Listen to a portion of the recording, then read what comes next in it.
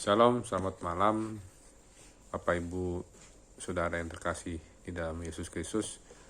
Pada malam hari ini kita akan melanjutkan pembahasan kita tentang kehidupan Musa 40 tahun setelah melarikan diri dari Mesir di padang gurun ya.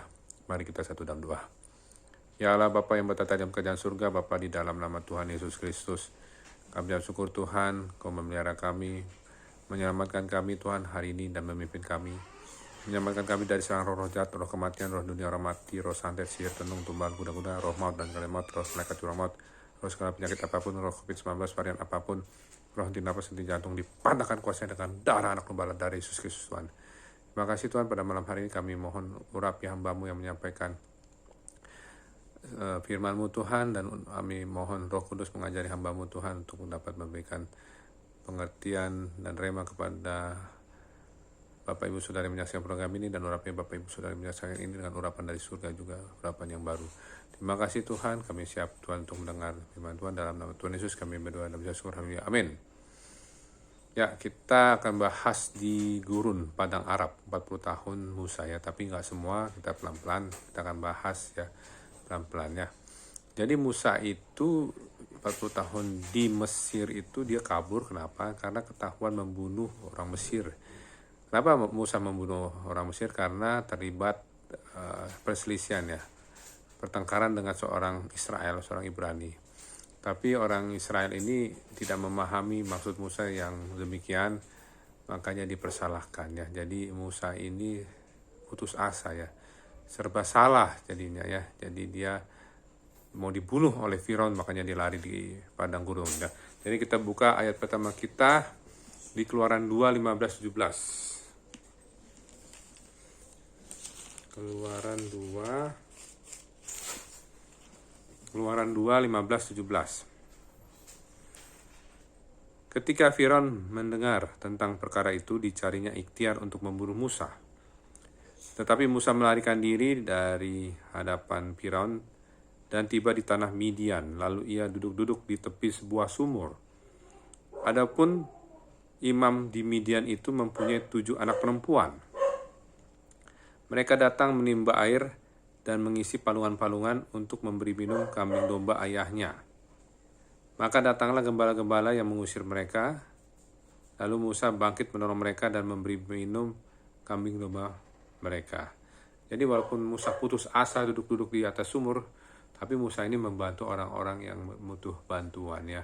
Jadi dia membantu 7 orang perempuan ya, yang sedang datang ke sumur itu untuk memberi minum kambing domba ayahnya ya. Jadi disinilah pentingnya adalah walaupun kita putus asa, tertekan pada masalah, kita bisa membantu orang lain ya. Dan di sini juga 7 anak perempuan ini termasuk anak Rehuel ya. Anak Rehuel ini termasuk Yitro ya tuh ya, namanya sama ya. Jadi kita buka di Keluaran 2 18-22 lanjutnya. Ketika mereka sampai kepada Rehuel anak ayah mereka, berkatalah ia, "Mengapa selekas itu kamu pulang hari ini?" Jawab mereka, "Seorang Mesir menolong kami terhadap gembala-gembala. Bahkan ia menimba air banyak-banyak untuk kami dan memberi minum kambing domba." Ayat 20, ia berkata kepada anak-anaknya, "Di manakah ia? Mengapakah kamu tinggalkan orang itu? Panggillah dia makan." Musa bersedia tinggal di rumah itu, lalu diberikan Rehuelah Zipora anaknya kepada Musa. Perempuan itu melahirkan seorang anak laki-laki, maka Musa menamainya Gersom. Sebab katanya, "Aku telah menjadi seorang pendatang di negeri asing." Ya. Jadi ini penting sekali ya diketahui bahwa di balik ada pertolongan itu Musa diterima ya, dan bahkan Musa berkeluarga, diterima oleh putri dari Rehuel atau Yitro, dan menikah dengan Zipora anaknya Yitro, dan melahirkan anak namanya Gersom ya. Nah, di sini kita akan membahas tujuan padang gurun Musa ya. Ada 4 tujuannya, kita akan bahas satu-satu, tapi saya hari ini malam ini bahas tujuan yang pertama ya. Yaitu tujuan di padang gurun Musa itu Allah ingin agar Musa paham tentang kambing domba. Saya ulangi, Allah ingin agar Musa paham tentang kambing domba. Jadi Allah ingin agar Musa paham tentang kambing domba ya. Jadi di Keluaran 3 ayat 1 kita buka ya, Keluaran 3 ayat 1. Adapun Musa ia biasa menggembalakan kambing domba Yitro mertuanya, imam di Midian. Sekali ketika ia mengiring kambing domba itu ke seberang padang gurun, sampailah ia ke gunung Allah, yakni gunung Horeb.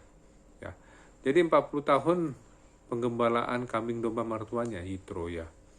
Ya, jadi di sini adalah pekerjaan Musa ya, menggembalakan kambing domba mertuanya Yitro selama 40 tahun. Bayangin waktu awal dia 40 tahun, ya nggak 40 tahun ya, waktu kecil mungkin belum tahu hikmat manusia, tapi 40 tahun itu di Mesir itu dia mendapat fasilitas, mendapatkan hikmat orang Mesir. 40 tahun kedua di padang gurun dia dipercayakan Allah ingin agar Musa paham tentang kambing domba. Kenapa Pak Musa tiba-tiba Musa harus menggembalakan kambing domba mertuanya? Di sini ada maksud Allah. Allah mempersamakan umatnya itu dengan domba-domba. Jadi Allah mempersamakan umatnya itu dengan domba-domba. Kita buka di Yesaya 53 ayat 6 ya. Yesaya 53 ayat 6.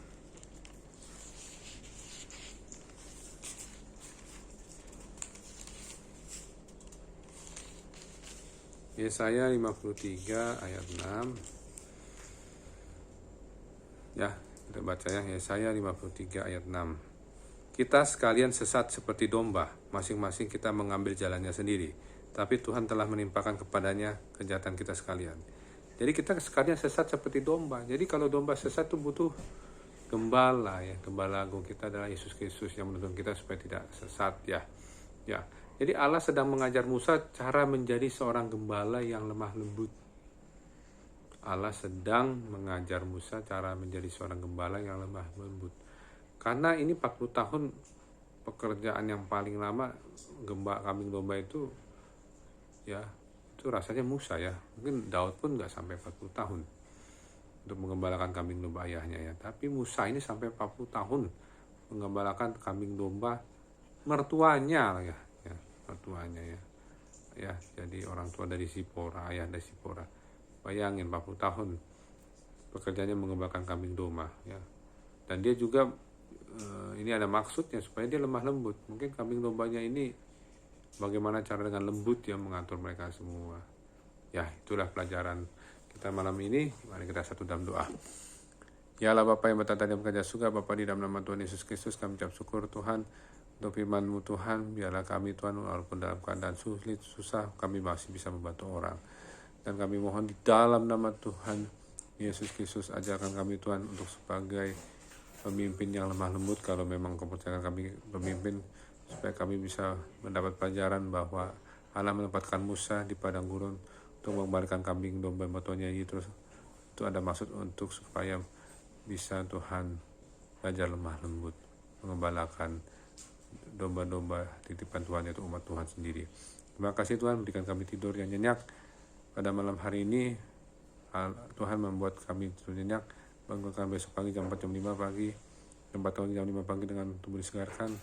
Bangun kami jam 4 pagi atau 5 pagi untuk dengan tubuh disegarkan untuk dapat saat teduh pagi dalam nama Tuhan Yesus Kristus. Kami mohon Allah Roh Kudus menguasai alam sadar bawah sadar kami.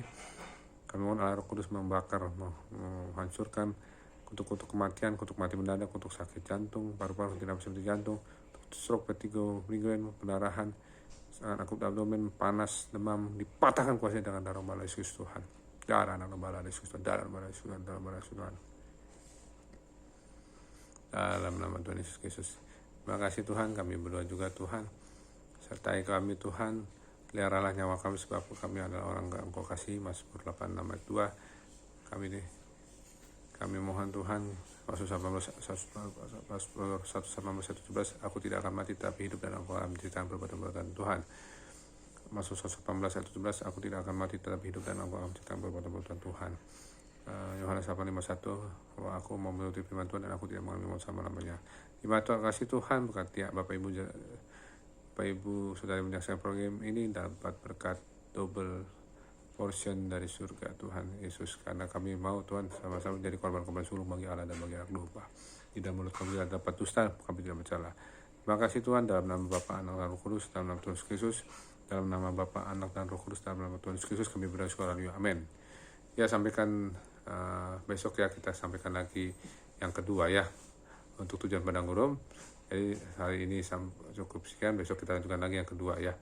Terima kasih, Tuhan Yesus memberkati. Salam.